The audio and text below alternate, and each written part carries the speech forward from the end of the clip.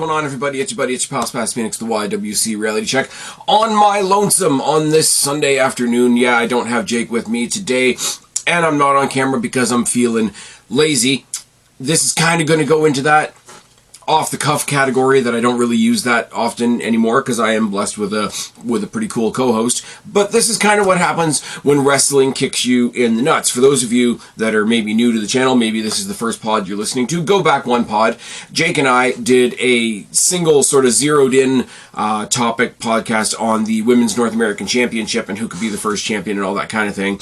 And we did that instead of doing an episode of WWE, or sorry, not WWE last week, the State of Wrestling, because there wasn't, not to say that there's nothing going on, there's always stuff going on. The Dakota Kai return on Raw was pretty decent, but overall, it wasn't a very newsworthy week in wrestling. And then we made that decision. We said, let's do the topical video. We won't do State of Wrestling this week because there's no news to talk about. And then whoever booked Friday Night SmackDown said, oh, you think there's no news? Well, fuck you, Spaz, and fuck you, Jake, even though Jake's not here right now. We're going to give you all the news you can handle on a Friday night. So I'm going to talk about everything that happened on Friday night. Some of it not necessarily SmackDown, but a lot of it being on SmackDown, so bear with me. This is kind of going to be a SmackDown review-ish kind of thing. Kind of an opportunity for me to say what I think in general of a couple of different stories that we haven't touched on in a bit. But yeah, SmackDown came out swinging. They knew there was other things in the combat sports world also going on that night. And I mean, apparently Rampage is still a thing, so that's something. But they gave us a lot on this episode of SmackDown, and a lot of it builds to War Games. A lot of it's building to Saturday night's main event. A lot of it's just building on what particular divisions are doing, etc. So, let's dive on in. Once again, this is going to be an excellent example of why I'm way better with a co-host these days. But the Cody Rhodes, Kevin Owens stuff, just in general, great. Don't know if they're doing it at Survivor Series or whether they're doing it at Saturday night's main event. But everything from the Cody gets attacked at his bus at the last show to to Randy Orton sticking up for Cody, saying we're going to have a fight in Saudi Arabia. It never really happens because it's just a brawl, to him getting stuck with the pile driver last week, and people actually selling a pile driver, selling offense, which is something, the Mud Show could learn how to do. And RKO being taken to the hospital, selling the effects of the pile driver, the effects of his very, very real life injuries that kept him out for a year and a half and whatnot. And Cody Rhodes is pissed off, and I like this version of Cody Rhodes. I know he himself has said he wants to be John Cena. He wants to do the John Cena schedule. He wants to put the business on his shoulders and all that, but don't go for the John Cena stuff that we didn't like of, oh, nothing ever bothers me, smiling Snow White babyface. Pissed off Cody Rhodes is cool. Pissed off Cody Rhodes wants to get his hands on Kevin Owens. Pissed off Cody Rhodes is now pissed off at his boss. We're not all happy, smiley, and handshaking because, Nick Aldis comes out and says, well, he's on suspension. We can't have him here if he's going to be doing things like that. Cody Rhodes just basically saying, like, I work in combat sports. I work in a wrestling ring. This is where I handle my business. You want me to go and sit in the hospital with my mentor. You want me to be the one to call his wife and tell his family what he's doing and listen to the parts of the internet that listen to Kevin Owens that are saying, oh, this is my fault and you're telling me not to do anything about it. Better do something about it, and I'm not going to wait that long. Kevin Owens continues to do these awesome promos from his car, talking about how, I only did my job. Randy Orton wanted to fight me, so we had a fight. He said he wasn't finished with me, so I finished him, and now next week I'm allowed back in the building again, because the Golden Boy has dubbed it so, and you can get behind him. And I'm sorry, Kevin Owens, Drew McIntyre did a good version of it. Bianca Belair is doing a shitty version of it. We'll talk about that later on. Kevin Owens does the I'm the bad guy, but I'm the bad guy for the right reasons shtick really, really well. And because he keeps it nice and simple. It's the Kevin Owens I'm a prize fighter stuff from way back in his NXT days, and it still works. These guys can and should and will kick the shit out of each other. I kind of hope they want to save it till Saturday night's main event. Because if you listen to the news, there's going to be 5 of these things by the end of 2025. Basically, you know, put all the math together, that means we're getting one in a little bit in December. They're doing one a week before the Royal Rumble, which is a hell of a choice, and then they're going to do 4 more throughout the year. This is going to be what Battle of the Belts should have been if Battle of the Belts had worked and if the Mud Show was a good company. If you want to put a stamp on it and say Saturday night's main event is something you're going to want to watch, you put the Cody Rhodes Kevin Owens match on there, and I'm sorry, you give it to Kevin Owens. Cody Rhodes will get that belt back by WrestleMania. There will be a match probably between him and The Rock. Let's be real for a second, but if you want to do something, if you want save a match for Saturday night's main event, because it's bigger than a weekly show, it's not quite as big as a pay-per-view, it's that middle ground. You want to establish that middle ground.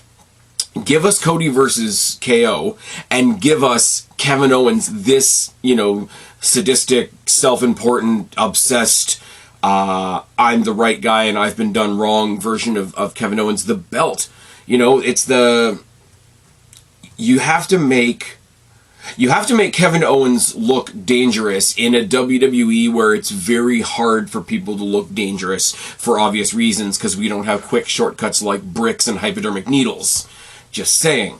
The closest we've come is Hell in a Cell with Drew and Punk, but a lot of that leans heavily on my being a huge fan of Punk and my respect for Drew McIntyre growing by the day. So they have to make Kevin Owens as dangerous as he's making himself look, or else you're going to have that problem we used to have with Bray Wyatt, rest in peace, where all the talking and all the psychology and all the character work was there, and then the matches could never really follow up unless you were getting a big cartoon hammer out.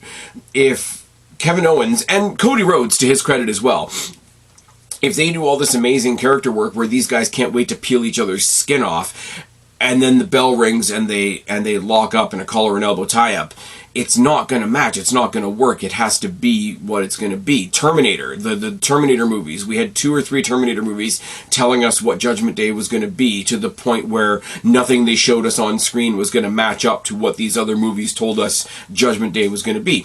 Odd reference, I know. Old reference, I know. But I think that's literally what it is. As for build, they're doing it the right way right now. I don't know if there's a reason that KO is literally not there. I don't know if he's doing stuff from home that's just way more effective than MJF's stuff from home, but it's been really good. The play out this week, the surrogate for all of Cody Rhodes' frustration being Nick Aldis was really good. We know the history. We know the match they had at All In before AEW became a thing. We know these guys know each other, all that kind of thing. It's the exact same reason Triple H being the surrogate for all of Randy Orton's anger and frustration and venom, not to use a pun, was Triple H, because we know the history between the two of them, and we know how personal those two can get. They broke into each other's houses and threw people through windows and such. So the surrogates for all the anger, it stifles the storyline just enough that you have to think, when these guys get their hands on Kevin Owens, they're going to kill him. Again, that match needs to measure up. And if it does measure up and it's as good as it can be, and we get the moment that I think we're going to get, throw it on Saturday night's main event. Make me believe when you say we're going to make Saturday night's main event a TV event that's as important as a pay-per-view. Make me believe it. That's all I got to say about that one. Kudos to both of those guys in their respective guises. And Cody Rhodes, as a champion, so far has been really good. He's been sort of tied up with the Bloodline stuff. He needs to get some more title feuds under his metaphorical belt, but that's neither here nor there.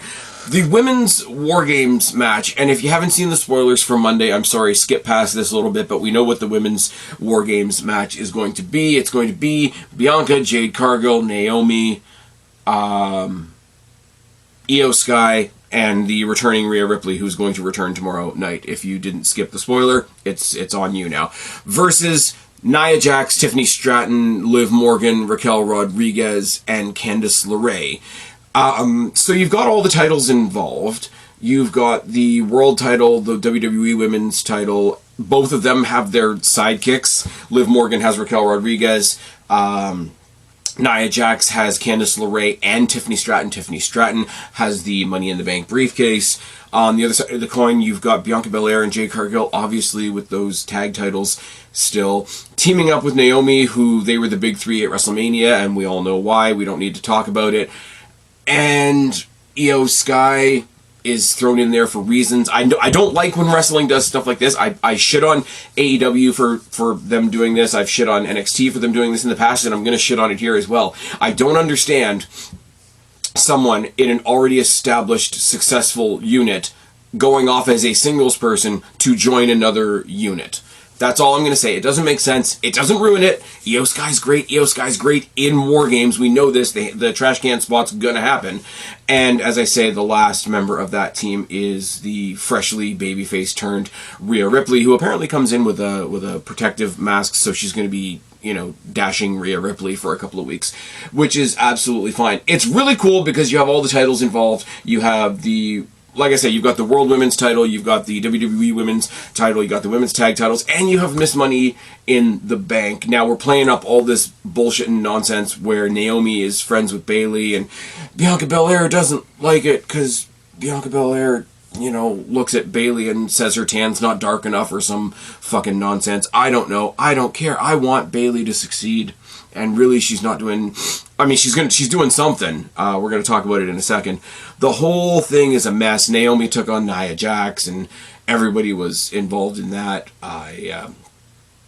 You know, Bianca and Jade said, oh, we'll have your back if Tiffany Stratton's out there. And then they didn't, because they were attacked by Liv Morgan and Raquel Rodriguez, who were over from Raw, who sent all the people that pretend to care about the brand split, all, you know, into a tizzy, shall we speak. And then Bayley came out and made the save, and then this happened, and the next thing happened, and the next thing happened, and oh my god, there's, you know, Bayley who's friends with one of the baby faces, but the other baby faces don't like her. This is where I say, because Bayley even said, you know, you're on this team with all these girls, I hope you do good at War Games, watch out for Io Sky. And we know about the history there because of all the damage control stuff. And then Bianca Belair comes and shits on Bayley because of the damage control stuff. As I say, basically, it's Drew McIntyre not liking Jey Uso, but a copy of a copy isn't quite as sharp as the original, especially when she herself is dancing in all these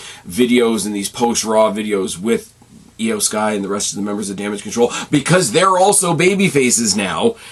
None of it makes sense. It's going to be a great match. See, put the logic on the shelf for a second. This match is going to be great. Look at the women involved. I don't like Bianca Belair, but I've never said she's a bad wrestler. Her, Jade Cargill, who is being used well but still underrated. You throw in Rhea Ripley, who's the most over woman in that company. I'm sorry, she is. Eat a dick if you disagree. Naomi in there, who's going to participate as well, I'm sure, as well as Io Sky, who's going to be a highlight, taking on the champion and her sidekick, and the champion and her sidekicks, plural, one of whom happens to be the Money in the Bank holder. I don't know if they do what they did last year, where they tease a Money in the Bank cash-in by Damian Priest last year in the middle of the War Games match, but then Randy Orton came out and the match was over, and then CM Punk showed up and turned the whole wrestling world on its head. I don't know if they're going to do that. The women's situation leading into War Games is kind of a mess. It's kind of thrown together.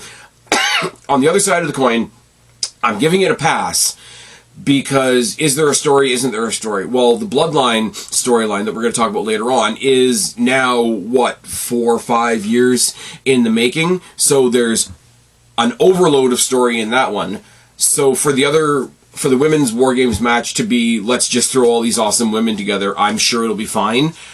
It's not ideal, but I'm not going to hold it against it. Now, if the match falls apart, or if Bayley turns heel and joins the heels and does something weird, I don't know. I don't know what they do with it. They could fuck it up. They could, you know, put too much food in the soup, or whatever expression you want to use. They could overbook it to hell. Somebody could be replaced at the last minute. You could get all of Damage Control involved. You could get, you know, some of the US title contenders in there. It could be way overbooked and it could fall apart. But what I'm saying right now is, yes, it's a mess. Here's all the reasons that I will admit, and I will come out and I will wear my heart on my sleeve, plant my flag in the sand, all those types of things. It is a mess. The direction for both main titles and the tag titles is kind of all over the place right now. The match is going to be fun on the night, and then we get a clean slate after that, because I think after that, all the combination Raw and SmackDown women are going to go to their respective corners, and we'll build some stuff up as we get into, I don't know, Saturday night's main event, Royal Rumble, Elimination Chamber, WrestleMania season. I want to know, because I'm going. I don't care. I don't care how much it costs. I don't care how stupid it is. I don't care how bad my seat is. Elimination Chamber's coming back to the Dome, and I'm going to watch at least a few of these ladies fight in the Elimination Chamber, which is going to be amazing. It is a mess. I'm not fully hating on it yet. Speaking of the ladies, the Women's United States Championship was announced last week by Nick Aldis. Jake and I did a pod on it, thinking who our first 10 candidates for first champion are going to be. It's the pod immediately previous to this one. Please go check that out. Let us know your thoughts. Find me on X at Spaz Phoenix, or hit me up in the comment section down below. If you're watching on YouTube or Rumble, that would be great. Now, we found out how this is going to be established. We're going to have 4 triple threat matches that are going to go to 2 semifinal matches that are going to go to one main event that's happening at Saturday night's main event. It's been established. It's on the logo and everything, so you can't change it now. Bayley, in the first triple threat match, defeated Candice LeRae and B-Fab. When was the last time we saw B-Fab wrestle? Now, Candice LeRae's getting stuff to do. With the departure of Indy Hartwell, I'm really glad that Candice LeRae has some stuff to do, but she wasn't going to win this. Let's be real. B-Fab was the foregone conclusion in the match, and I think because they knew that, they really gave her a chance to shine and show what she can do, because we really haven't seen it. They showed her they waited until after the commercial break. They didn't give her the jobber entrance to do her full entrance, which I don't think we've ever seen on the main roster, and she got her stuff in. Now, she didn't even scrape the surface of teasing that she might win, which is something they're going to have to work with. Candice, you could see throughout the match, was really helping hold the match together. Bayley got the win in the end, so she's gone on to the next round. The other 3 triple threat matches are Bianca Belair, Chelsea Green, and Blair Davenport. Blair Davenport came up in our pod one pod ago. I want to see more of Blair Davenport, because, as I said in that pod, I know she kind of scratched the surface of NXT UK, scratched the surface of NXT, and now she's been on the main roster for a quick cup of coffee. I haven't seen enough of Blair Davenport to really have an opinion. It really looked like they were going to lump her in with Ela Dawn and Alba Fire and make them sort of like the spooky, witchy trio. I would have been entirely okay with that, but then apparently it went away. Chelsea Green is one of my top prospects to win the whole damn thing, because I think she's way too good and she does way too much. She's the Swiss Army superstar, much in the same way that I would give a credit to somebody like The Miz. I think it's one of those stars that if you don't do something with her, she's going to be one of those stars 10 years from now. It's like, oh man, she was really good. Why didn't we do anything with her? And Bianca Belair is in here, which means she's probably going to win. Yay! One of the triple threat matches is Piper Niven, who could use some single shine. Mia Yim, or Mi Chin, who you guys know I've been saying for a long time, should get some single shine as well, along with Jade Cargill. Now, Jade Cargill's probably going to win. They're probably going to use this as a vehicle to make Bianca and Jade fight each other. If they are in the finals, let me just say this. If they are in the finals against each other, and the 2 women's tag team champions are fighting each other so that one of them can hold an additional belt, again, it's going to get muddy, and also they're going to make Jade the heel, aren't they? They really shouldn't. Here's what I'll say, because I'm going to talk about the tag team division in a second as well. If we had a heel turn of the Profits and Bianca Belair came into their locker room and kicked the shit out of B-Fab, took her spot, and you had Bianca Belair and the Street Profits as a heel trio, I would love that. As much as I don't like Bianca Belair, I think she could eat up a heel character, and she doesn't want to because she's out there for all the little girls that depend on her. No, you're out there because you want to sell merch.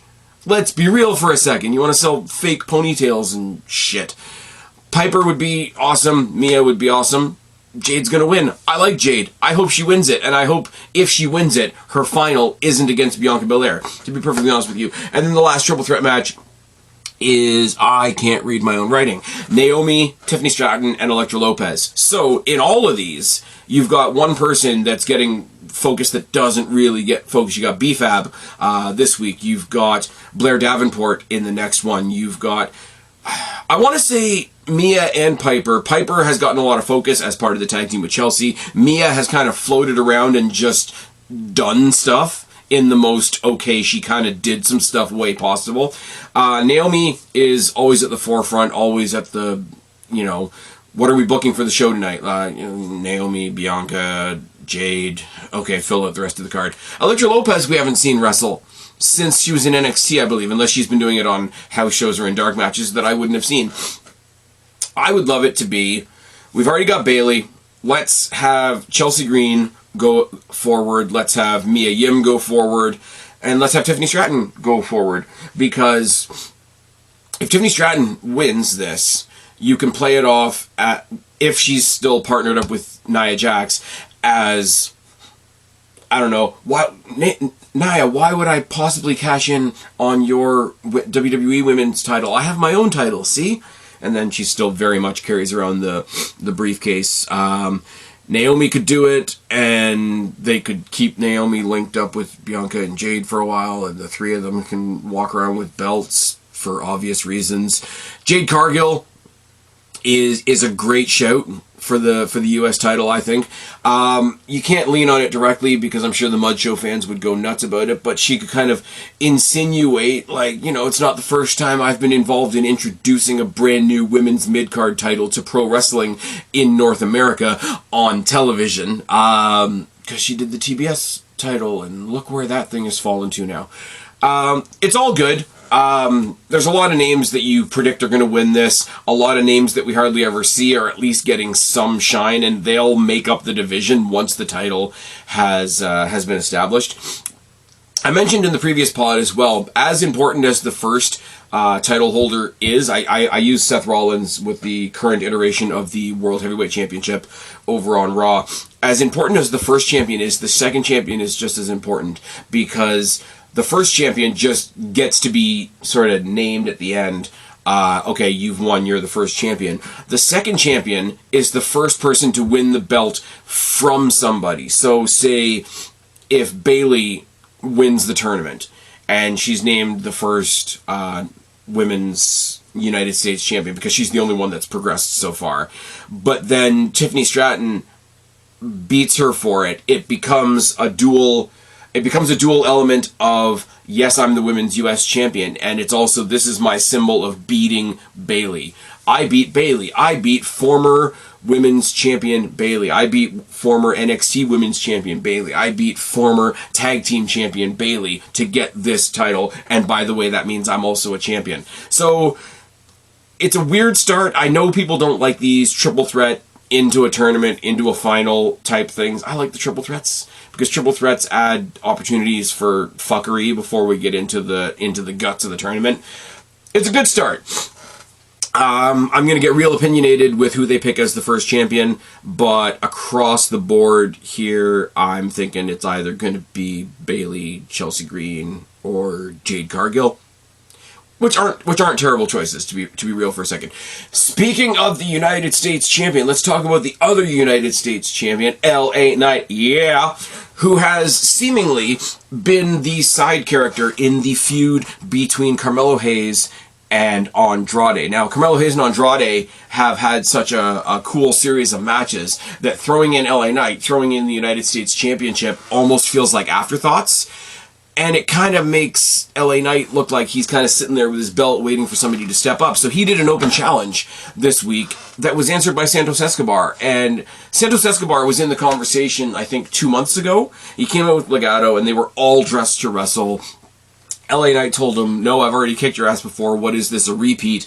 I'm going to make Elektra Lopez call me daddy, which was, you know, set off all the right people on X who have been upset for about 10 days now, approximately. 10, 15 days now. You guys, those type of people have been very upset.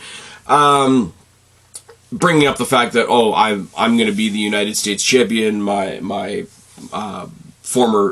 faction member over here is going to win the women's United States champions. We're both going to be United States champion.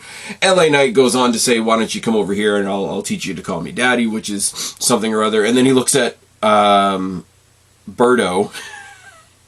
Angel and Umberto were there, and they were both in gear. And Angel is always sort of in the background, kind of smirking, kind of, you know, being suave or whatever you want to call it. Berto's just like staring a hole through him. He's like, I don't like the way this goofball is looking at me. How about I beat the shit out of him? I'll even put my belt on the line. And they have a really decent match, actually. You don't think about it because Berto's in a faction, he's background to Santos Escobar, but he's also in a tag team, so you don't see him in a singles match very often. These guys had a pretty good match. The result was never in any doubt, obviously, but he has this really good match. He sends him packing. BFT, I wanted to say skull crushing finale, but you know, that's another thing for another day. That move that Stephanie Vacour does, where she gets you in a headlock and slams your face into the ground. I've said it on Twitter, and I've probably said it here before too. They have to call that the skull fucking finale. They can't call it the skull fucking finale because censorship and blah blah blah. They're not on Netflix just yet, but unofficially, we can call that the skull fucking finale, right? We just can. But yeah, BFT by LA Knight. Yeah, he defends, and then he gets attacked. Then he gets attacked by somebody dressed all in black, and we don't see really who it is, the long hair over the face and whatever, and it's eventually revealed to be Shinsuke Nakamura, dressed in all black, face all like darked out with red makeup and whatever the case may be. Kinda looks like, somebody said this online and I can't really come up with a better comparison. It kinda looks like somebody crossed a Sith Lord with Joaquin Phoenix's Joker. And he's just sort of like very stoic, very not animated, very not what we would typically expect from the, you know, Michael Jackson-esque Shinsuke Nakamura. But he's dark, seemingly really brooding, letting the hair hang over his face and staring down at LA Knight. Yeah. So there, I guess Shinsuke Nakamura's back. That's cool. He's going to go after the United States Championship. That's also cool. People freaking out that they've made Shinsuke Nakamura into a caricature because he's got his face painted. Dear. Asuka paints her face, and, you know, Kairi Sane paints her face, and Io Sky sometimes paints her face, and, yeah, so if painting your face makes you a Japanese caricature, why is this only a conversation now? Because this isn't what you wanted your version of Shinsuke Nakamura to be? I got an idea for you. He was on screen for about 30 seconds. Why don't you give Shinsuke Nakamura, the WWE, their creative team, whoever's made this creative choice, whoever he's going to be wrestling, in this case, LA Knight, why don't you give them all more than 30 fucking seconds? I'm just saying. Thanks for coming to my TED Talk. Shinsuke Nakamura versus LA Knight's going to be a lot of fun.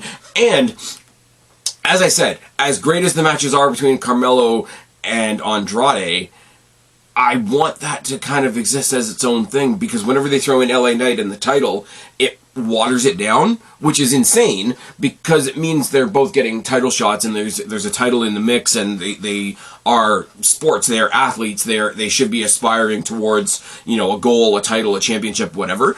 In this case, I just want to see Carmelo and Andrade fight some more. Throwing Santos back in the mix just to remind us that Santos is also something we've done before, really underlined the aspect of, okay, this is new. Even if it doesn't end up being good, I'm getting something new. It's a new challenger for the United States Championship. It's a new challenger for LA Knight. It's a new character for LA Knight to work off of. It's the return of Shinsuke Nakamura, and it's something new for Shinsuke Nakamura. So maybe, as I say, I don't want to get repetitive here. That's not really my style. I don't really want to beat something over the head with the subtlety of Triple H's sledgehammer. But maybe give it more than 30 seconds. Just saying. I'm excited. You know what else I'm excited about? You know what I still actually can't get over? And I haven't sort of felt this way since AJ Styles debuted in the WWE, and the comparison is much again the same. It's a very TNA thing. As much as it was rumored for weeks and weeks and months that WWE had signed the Motor City Machine Guns, as much as it was rumored for months that they were going to come to SmackDown and they were going to be the champions relatively quickly, and they were not going to be treated like new kids on the block. They were going to be treated like their past and their history and their resume would indicate. I still cannot believe in the middle of November 2024 that the WWE Tag Team Champions are the Motor City Machine Guns. It's fucking great. They've said, fine, we've got these guys, let's do something with them. Let's not waste any time. It's great. It's not the greatest, but I think I'm one of the few people that actually really likes the intro and the presentation that WWE has given to them. They're a tag team that actually exists as a tag team to be a tag team, which is something WWE has struggled with for a long time, especially when they break up teams like the Usos, especially when they are working on breaking up the New Day, the Street Profits, DIY, and A-Town Down Under. But them being champions is great. It pulled the titles away from the Bloodline situation, so the titles can exist as their own thing. The fact that they went toe-to-toe with DIY and then went on to win the tag titles because of the hubris of the Bloodline in the same night was fucking fantastic. It's sort of being used as a catalyst for a couple of different things within the division. It's being used as a catalyst for this heel turn, as we say, of the Street Profits, and we got that in this match tonight. They had their title shot, and it was kind of implied or suggested that this was sort of like win or bust for the Street Profits. They came in really heelish. They came in with a lot of attitude. They had a fantastic match for what it's worth. Angelo Dawkins always sort of falls by the wayside as far as credit goes because Montez Ford is the Jeff Hardy of their duo. They were carrying the frustration of B-Fab already losing earlier on in the night. They had a great match, and at the end it was broken up by an attack. I don't remember who actually got attacked. I just know that the match ended, therefore the Street Profits lost their title shot. The match was interrupted by Tommaso Ciampa, who's also sick of everything. He's sick of not being where he wants to be. He's sick of Johnny showing so much reverence for the Motor City Machine Guns, and he comes in and he's starts attacking people, and the match ends, and blah, blah, blah, blah, blah. Johnny Gargano comes in and tries to calm down his partner, gets shoved down by his partner. So, are we doing one final beat on the main roster? I want to see it, mostly because I'm one of the few people that will actually admit how cool everything leading up to one final beat was in NXT, and the rest of the people out there won't, and it'll wind them up and it'll make me happy. So they kind of came in, had their drama, left. The Motor City Machine Guns and the Street Profits are still in the ring. Motor City Machine Guns help the Profits up to their feet. You can see them off mic. Hey, we're really sorry. We didn't have anything to do with that. I don't know what his problem is. Da da da. And then they get decked by the Street Profits. So are the Street Profits turning heel? Are we splitting DIY? Are we turning the Street Profits heel? Because the weird thing about that is not only because Ciampa's mad at everybody, but also Johnny Gargano doesn't want him to be such an asshole, but also has reverence, like I say, for the Motor City Machine Guns. Are we going to see the Motor City Machine Guns and Johnny Gargano versus Tommaso Ciampa and the Street Profits? Because that's what it feels like. That's what it feels like. And I said it earlier today on Twitter. Triple H, because he's splitting up so many teams, he could do the funniest thing in the world and do Xavier Woods, Tommaso Ciampa, Grayson Waller, and Montez Ford versus Angelo Dawkins, Kofi Kingston, Austin Theory, and Johnny Gargano as a 4-on-4. And it would be hilarious. I played it out on 2K24 because I'm a loser. But they're splitting up a lot of teams. At the same time, they're making the tag team titles feel like something to be grabbed for. Because you do forget, outside of these three teams that are all sort of fighting each other right now, you do have A-Town Down Under for the moment, for the most part. You do have the tag team members of Legado with Angel and Berto having a great showing on this episode of SmackDown tonight. And you do have Tama Tonga and Tonga Loa of the Bloodline, who you gotta believe, once War Games is out of the way, are gonna want those tag titles back. Creepily and sneakily, WWE, all four of their tag team divisions, the Raw division, the SmackDown division, the NXT division, and the Women's division, are all slowly building. Now, with the introduction of a mid-card women's championship, I think they're going to move the tag titles over to NXT for a bit. They have that lineage to do that, with it being a tri-branded title, and you're trying to introduce a new one. But all the tag team divisions right now, the next thing they need to do, and as much as I hate to say it because I'm a big fan of both of these guys, the next thing they have to do over on Raw is get those tag belts off of Finn and JD, probably put them on the War Raiders. That's probably going to be a thing. Anyways, this is all good. And in the background of all this, in the background of Profits being grumpy and probably turning heel, in the background of DIY splitting, in the background of the Bloodline wanting the titles back, in the background of us actually putting some shine on Legado, is the current champions, and I still can't believe I'm saying, the Motor City Machine Guns. I can't believe they came in, they got to be Alex Shelley, they got to be Alex Sabin, they got to keep the Motor City Machine Guns name. The only thing that changed was the music, and I don't even mind the music. So this is a huge, huge, huge win as well. And then, I mean, it's ruling over all of WWE right now, but what always rules over the SmackDown end of things is the Bloodline. We got the Bloodline, the original Bloodline, all together tonight. You got Sammy, Jay, Jimmy, and eventually Roman. The story is they tried to find a partner on Raw. It didn't work. They had Jay and Sammy come over to SmackDown, and all night they're talking about not being able to find a partner, not being able to find a fifth partner. Now, I'm with most people. You could have just done this 4-on-4. It'd be like last year, where it could have just been Judgment Day, but it was Judgment Day and Drew McIntyre. Same thing here. You could just have the 4-on-4, but they want to have 5-on-5. They want to tell a story. It's fine. When hearing the news that Sammy and Jay and Jimmy had once again failed to find a new fifth member, Roman Reigns leaves and leads them down to the ring to confront Bloodline 2. This is Bloodline 1, Bloodline 2. That's what it is at this point. Solo's already in the ring with his boys. He's just finished telling the crowd there to acknowledge him. Gets cut off by Roman's music. Roman's music is epic. I don't know if it works for an interruption, for a run-in type of thing, but it does work for him coming down and all the gravitas that comes with it. Comes down. Not really many words spoken. They all get into a brawl. Everybody, the good guys get the bad guys out of the ring. And it doesn't come down to Roman and Solo. It comes down to Roman and Jacob Fatu, which is what a lot of people want to see. I do think... How can I say this?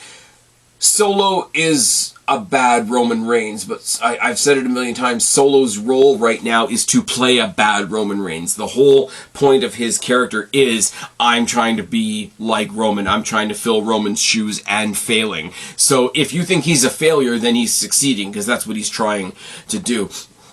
But a lot of people that have known who Jacob Fatu is for a lot longer than I have said, why don't they just have it be Jacob Fatu? So the amount of times where Jacob Fatu... We saw it a couple weeks ago on Raw when Jacob Fatu squared off with Braun Breaker, which is apparently something WWE has in its back pocket for later on down the line. But it gets down to Roman and Jacob Fatu, and then Roman is basically crashed into from behind by Bronson Reed.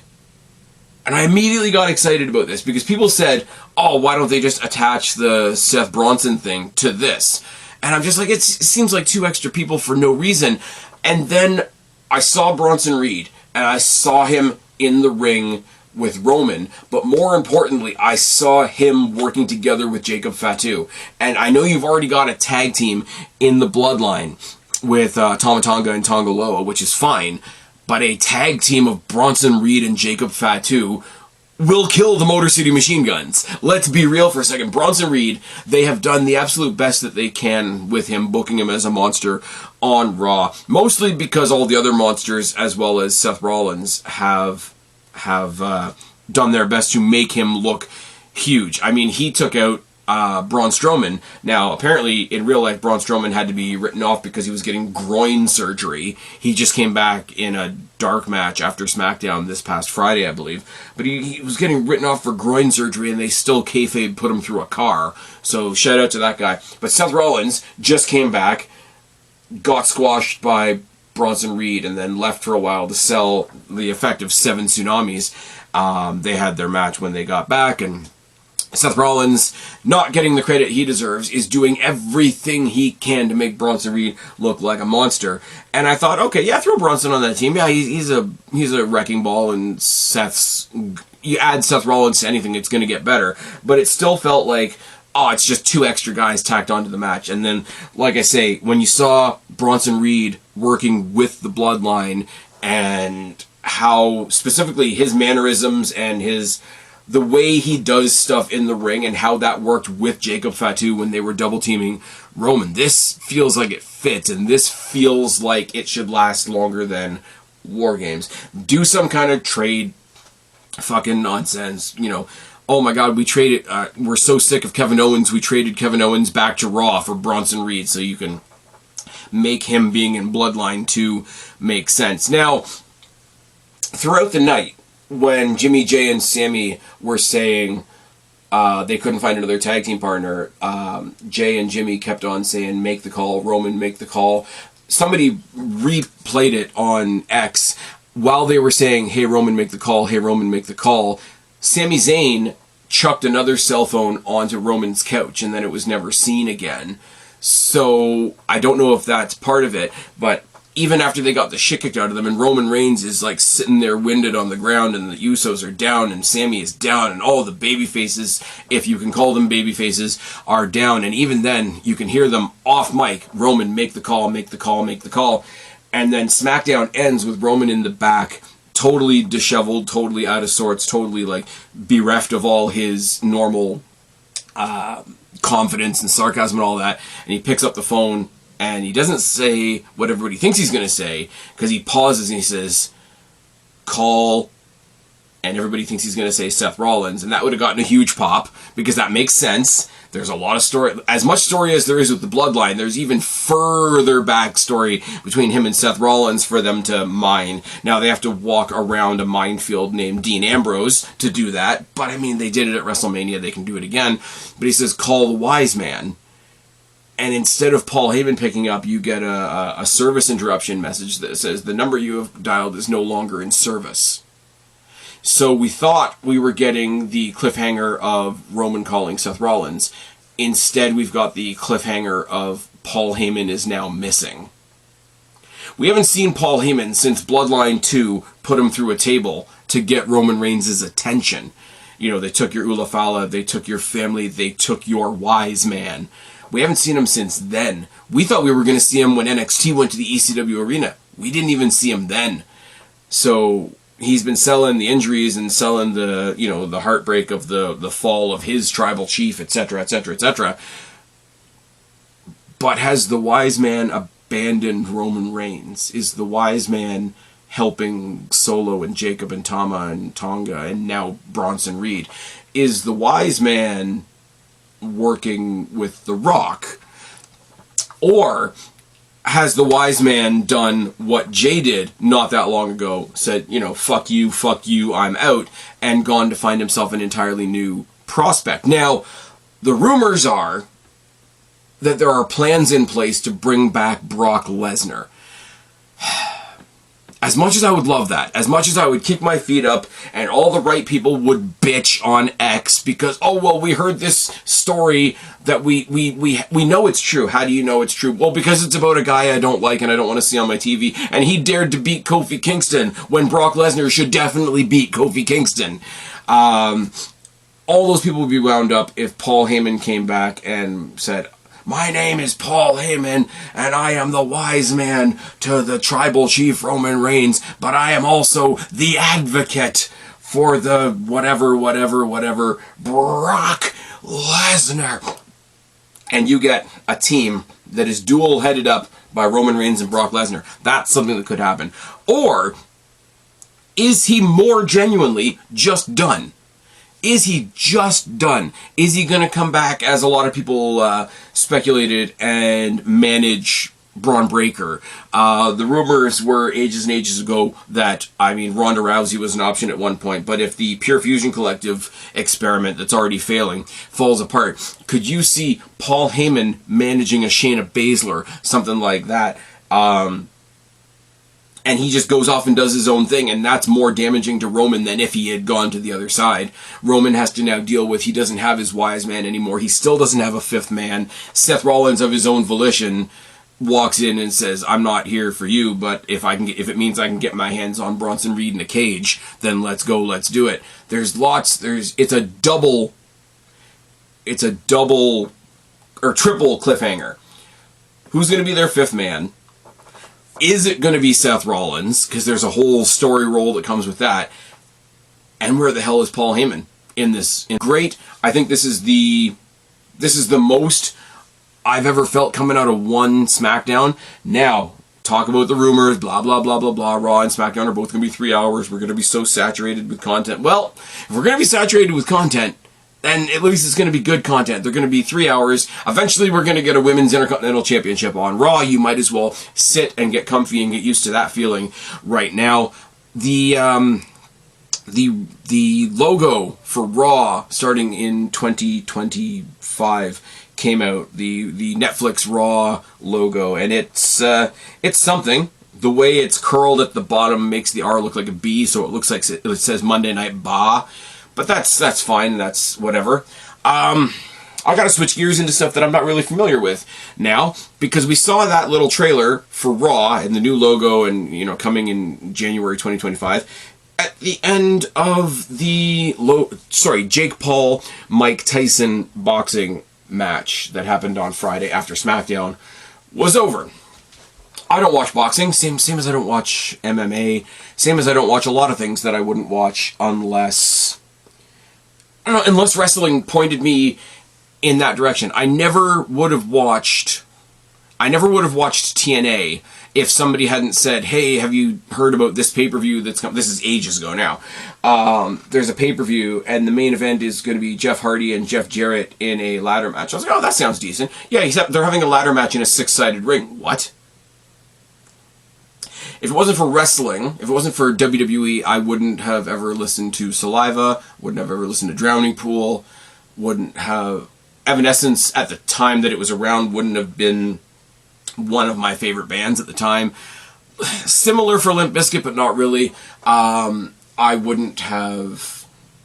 If it wasn't for for WWE / CM Punk, I would have never taken a glance at MMA. The fact that somebody from WWE went and did MMA, it's not like Brock Lesnar or Ronda Rousey coming from MMA to wrestling and me deciding that I like them as wrestlers. CM Punk, a character and a person that I'm really interested in, went and tried UFC, so I watched UFC. I vaguely know that WWE will be on Netflix at some point, and it's going to be live, and I want to know what live on Netflix looks like. Netflix is going to do a live boxing match. Okay, maybe I won't care about the boxing, but at least I'll see what live on Netflix, in tight air quotes, looks like. That happened on Friday. Oh, the other thing, you guys have heard me talk about Destiny Wrestling a whole bunch. The first ever Destiny show that I ever went to, and it was randomly given a flyer at the end of a WWE house show. So I was at the house show, which is why I got the flyer. But the main event of the first ever Destiny show that I went to was Pete Dunne versus John Morrison. And why do I know who Pete Dunne and John Morrison are? Because of WWE. Tyson and Jake Paul was weird. That's all I can say. Like, my association with Jake Paul is so limited. I know who Jake Paul is because I know who Logan Paul is, and I know who Logan Paul is because he got involved with the WWE, and all of a sudden everybody went, "Oh my God, I can't believe WWE's working with that guy." So I was like, "Oh, let me see who this guy is." Oh, he's done some shit that people didn't like. Not that I agree with it, but whatever. He's a YouTuber that people don't like. I can relate to that. His brother's a YouTuber that people don't like. I can relate to that. He's trying to be a boxer. Oh, okay, cool. CM Punk tried to be an MMA guy. And he's going up against Mike Tyson. And I was just like, okay, cool. I watched everybody say, "Oh, he's going to get his ass handed to him. This is what pretenders are like," and blah, blah, blah, blah, blah. Now, I should say, I started watching this right after SmackDown, and the co-main event was a match between two ladies, and I didn't write down their names, which is incredibly disrespectful, so I watched that too, and I watched one of them have, like, half of her face fucking come off. I was like, alright, maybe this is why I don't watch boxing. But it was intriguing while I was watching it. It was... as much as I can enjoy something that's not my thing, is that a fair thing to say? But then they got on to the main event, and it was Mike Tyson, and it was Logan Paul. Logan Paul came out in the lowrider a la Eddie Guerrero. He came out there in the big silver suit. Logan was there with him. I think the thing was sponsored by Prime or something like that. And I'm watching this, and I'm thinking, this is the most WWE thing to not be WWE. All the entrances, all the pomp and circumstance and all that kind of thing. And then Mike Tyson comes out and he's all in black and da-da-da-da. He's the old grizzled veteran, you know, coming back for one more fight. And then Logan Paul beats him. Or sorry, Jake Paul. I'm going to stop doing that. And Jake Paul beats him, and I hear the same things that I heard a week and a half ago during the election. I heard the same things that happen when ratings come out between AEW and WWE. There's certain people out there that the world doesn't want to win. They didn't want Jake Paul to win. They didn't want Logan Paul to succeed in WWE. They don't want WWE to succeed at all. They hate that Elon Musk is a millionaire. They don't like that Donald Trump won the election.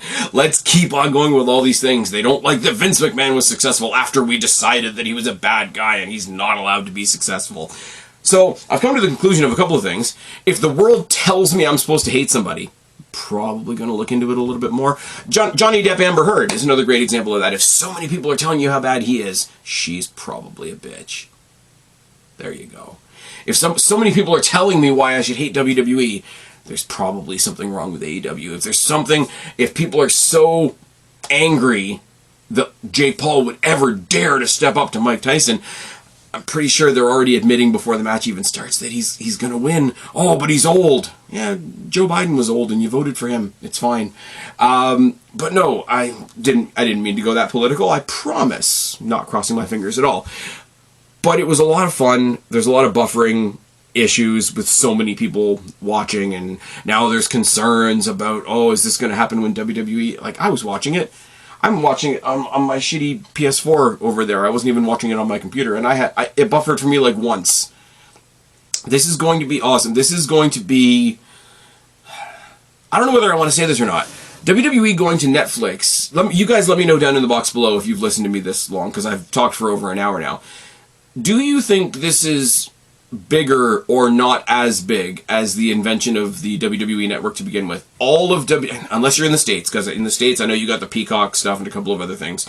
But the rest of the world, all of WWE, from their weekly shows to their pay-per-views to WrestleMania and everything in between, all your Saturday night's main events and your Extreme Rules, the horror show, to Great Balls of Fire, to Saturday, like I say, from main event and NXT Level Up all the way to WrestleMania Night 2 is all going to be on Netflix. Even the WWE Network didn't have that.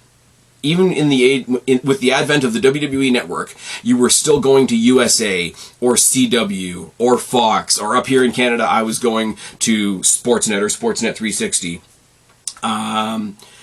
And then you would go to the WWE Network for the pay-per-view, or you would go to the pay-per-view provider, or you would go to Triller for the thing. You would still be branching, as they say, wildly off in all directions. Netflix is going to be the one-stop shop for what you do every day, every week, every month, every year for WWE. Is this as big, not quite as big, or bigger than their move to have their own network back in 2014? Really genuinely curious what you guys have to say about that. As I say, I probably won't watch boxing again because curiosity of the structure of the platform was what got me to watch it in the first place, and everything's wrestling. Linda McMahon is working in the White House. Everything is wrestling. Apparently Vince is starting a new company. Everything is wrestling. Everything is wrestling, and when you're so sure your opposition is going to lose, that's the time to take a look at your opposition and who you're opposing and why you're opposing them. Jake Paul won. The Orange Man bad won. Vince won for a long time. Johnny Depp won. WWE/NXT is winning. It's a good time to be an everything fan. I don't know. That's a really weird way for me to end the pod. But that is the end of the pod. Thanks for listening. I've been Spaz, your YWC reality check. Subscribe up there. Talk down there. Start a conversation. Keep all of these conversations going. Don't be a stranger. I will talk to each and every last one of you later. But for right now, I am tagging out. Bye, guys.